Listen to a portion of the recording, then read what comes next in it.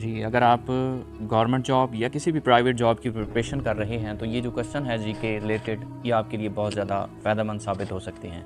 वो preparation PPSC है, FPSC हो, एनटीएस हो या जनरल रिलेटेड कोई भी प्रिपरेशन हो, आईएसएसबी का टेस्ट होता है आर्मी में या बैंक्स में, तो ये जनरल नॉलेज के क्वेश्चन आपके लिए बहुत इंपॉर्टेंट हैं। इसलिए इस वीडियो को स्टार्टिंग से लेकर एंड तक आपने ज़रूर देखना है। सो स्टार्ट करते हैं। Identify the most benefited sector of Pakistan because of GPS plus duty free access to European Union। उस benefited sector के बारे में बताएं जो कि ड्यूटी फ्री है और पाकिस्तान के लिए सबसे ज़्यादा benefited sector है, वो टेक्सटाइल और गारमेंट्स का सेक्टर है। पाकिस्तान अपना मोस्टली एक्सपोर्ट जो है, सबसे ज़्यादा एक्सपोर्ट टेक्सटाइल और गारमेंट्स का सामान ही करता है डिफरेंट कंट्रीज़ में, वो यूरोपीय यूनियन की कंट्रीज़ हों या फिर अमेरिका हो, डिफरेंट ममालिक में पाकिस्तान एक्सपोर्ट करता है और इसके थ्रू काफ़ी ज़्यादा अपनी अर्निंग जनरेट करता है, अपनी जीपीएस इंप्रूव करता है। नेक्स्ट क्वेश्चन है, the title of ambassador of Hindu Muslim unity was given to Quaid-e-Azam by Sarojini Naidu. ये जो कायद-ए-आज़म मोहम्मद अली जिन्नाह को टाइटल मिला था ambassador of Hindu Muslim unity का, ये किसने दिया था? सरोजिनी नायडू ने दिया था लखनऊ पैक्ट के दरमियान, जो कि 1916 में हुआ था, क्योंकि कायद-ए-आज़म मोहम्मद अली जिन्नाह ने लखनऊ पैक्ट कराने में सबसे इम्पॉर्टेंट रोल प्ले किया था। बाकी कायद-ए-आज़म मोहम्मद जिन्नाह उस वक्त ऑल इंडिया मुस्लिम लीग का भी हिस्सा थे और इंडियन नेशनल कांग्रेस का भी हिस्सा थे। इसलिए कायद-ए-आज़म मोहम्मद अली जिन्नाह चाहते थे कि इंडियन नेशनल कांग्रेस और ऑल इंडिया मुस्लिम लीग दोनों एक ही प्लेटफॉर्म पर मिल के बैठें, अपने मामलात को तय करें और ब्रिटिशर्स के सामने रखें ताकि उन पर प्रेशर आए और वो जो इंपीरियल लेजिस्लेटिव काउंसिल है या उनकी जो कानून साज असम्बली है उसमें इंडियन की ज़्यादा से ज़्यादा रिप्रेजेंटेशन हो सके और इंडियन को ज़्यादा बेनिफिट हो सके। तो कायद-ए-आज़म मोहम्मद अली जिन्नाह ने ये लखनऊ पैक्ट कराया था 1916 में, जिसमें कायद-ए-आज़म मोहम्मद अली जिन्नाह को ये टाइटल मिला था ambassador of Hindu Muslim unity का, जो कि सरोजिनी नायडू ने दिया था 1916 में।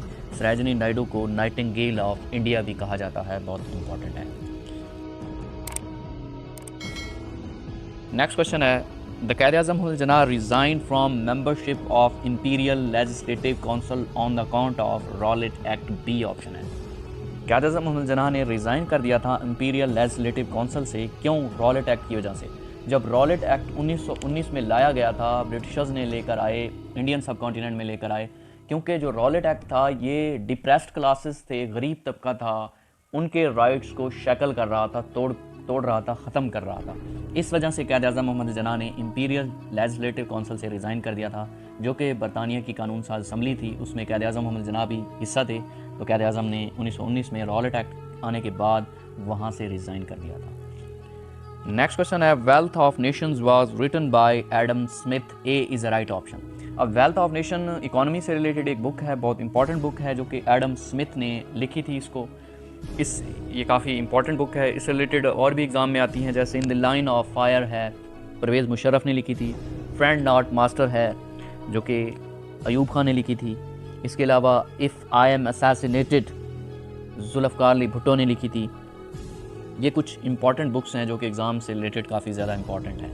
नेक्स्ट क्वेश्चन है, Statue of Liberty was given to USA by France. D is a right option. Statue of liberty as a gift के तौर पे फ्रांस ने दिया था, यूएसए को दिया था 1886 में, 1886 में। अब 1776 में यूएसए आज़ाद हुआ था बरतानिया से। यूएसए आज़ाद हुआ था 1776 में बरतानिया से। अब फ्रांस और ब्रिटेन, इनकी कई 100 साला आपस में दुश्मनी चल रही थी। सो इस वजह से एज ए गिफ्ट के तौर पे फ्रांस ने दिया था, ताकि यूएसए से इनकी रिलेशनशिप और ज़्यादा स्ट्रॉन्ग हो। उन्हें पता था कि फ्यूचर में ये बहुत इंपॉर्टेंट कंट्री साबित होने वाली है। इस वजह से statue of liberty as a gift के तौर पे दिया था फ्रांस ने। D is the right option, 1886 में दिया था। अब ये ऑप्शन ब्रिटेन है, ब्रिटेन का कैपिटल लंदन है, जर्मनी का कैपिटल बर्लिन है, इटली का कैपिटल रोम है और फ्रांस का कैपिटल पेरिस है। नेक्स्ट क्वेश्चन है, Watergate scandal is related to spying. C is the right option. अब ये जो वाटरगेट स्कैंडल है किससे रिलेटेड है? स्पाइंग से रिलेटेड है, जासूसी से रिलेटेड है, एज ए सीक्रेट एजेंट से रिलेटेड है। अब इसकी डिटेल्स सुन लीजिएगा, बहुत इंपॉर्टेंट है। 1972 में वाटरगेट स्कैंडल आया था यूएसए में। उस वक्त प्रेसिडेंट था रिचर्ड निक्सन। रिचर्ड निक्सन पे ये इल्ज़ाम लगा था कि उसने प्रेसिडेंटशिप में होते हुए अपने मुल्क का इंपॉर्टेंट डाटा चोरी करके किसी और कंट्री के हैंड ओवर किया है, जो कि अमेरिका के लिए बहुत ज़्यादा रिस्की है। और जब ये वाटरगेट स्कैंडल चला तो अमेरिका में एक भूचाल नाफिज हो गया और बहुत ही इम्पॉर्टेंट न्यूज़ बन गई। तो हर तरफ से उस पर इल्ज़ामात लगने लगे, तो रिचर्ड निक्सन ने अपने प्रेसिडेंशियल शिप से रिज़ाइन कर दिया।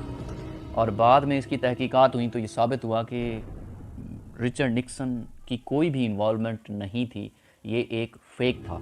सो वाटरगेट स्कैंडल 1972 में हुआ था, जिसे रिचर्ड निक्सन उस वक्त प्रेसिडेंट थे और जो कि जासूसी से रिलेटेड था, स्पाइंग से। सी इज़ द राइट ऑप्शन। अब नेक्स्ट क्वेश्चन है, article 3 of sustainable development goals SDGs of United nation relates. A is the right option, health से रिलेटेड।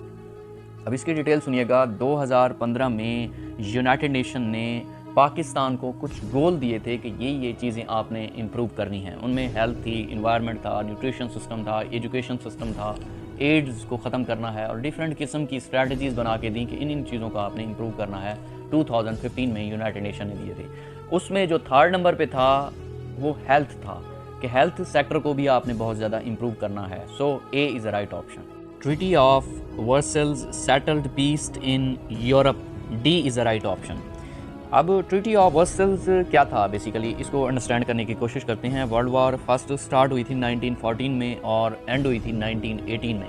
वर्ल्ड वॉर फर्स्ट के एंड होने के बाद भी यूरोप में पीस क्रिएट नहीं हुआ था, क्योंकि जो तुर्की था उस पर बहुत ज़्यादा कंट्रीज़ अटैक करना चाहती थी, और यूरोप में एक अनार्की थी, इंतशार था, डिफरेंट कंट्रीज़ आपस में लड़ रही थी, उस वक्त तजाद था बहुत ज़्यादा। सो ट्रीटी ऑफ वर्सल्स हुआ था, जिसमें ये सेटल्ड किया गया था कि कौन कौन सी चीज़ें, क्या क्या चीज़ें, तुर्की के कौन कौन से पार्ट किस किस कंट्री के हिस्से में आएंगे और कौन अटैक करेगा या किसके पास हैंड ओवर कर दिए जाएंगे। सो ट्रीटी ऑफ वर्सल्स जून 1919 में 1919 में साइन हुआ था और इफेक्ट हुआ था 1920 में, जिसकी वजह से यूरोप में पीस क्रिएट हुआ था।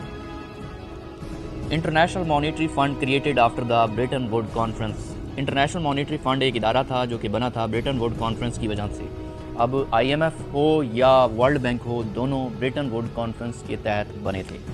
अब IMF क्या चीज़ है? International monetary fund international level पे एक इंस्टीट्यूशन है जो डिफरेंट कंट्रीज़ को, डेवलपिंग कंट्रीज़ को, गरीब ममालिक को लोन प्रोवाइड करता है, एक मनी की फ्लक्चुएशन करता है और फिर उन पर कुछ शराइत लगाता है ताकि वो उन शराइत पे अमल करके अपनी मनी को जनरेट करे और इसे भी रिटर्न करे और ख़ुद भी अपनी कंट्री को सही तरीके से रन करे, चलाए।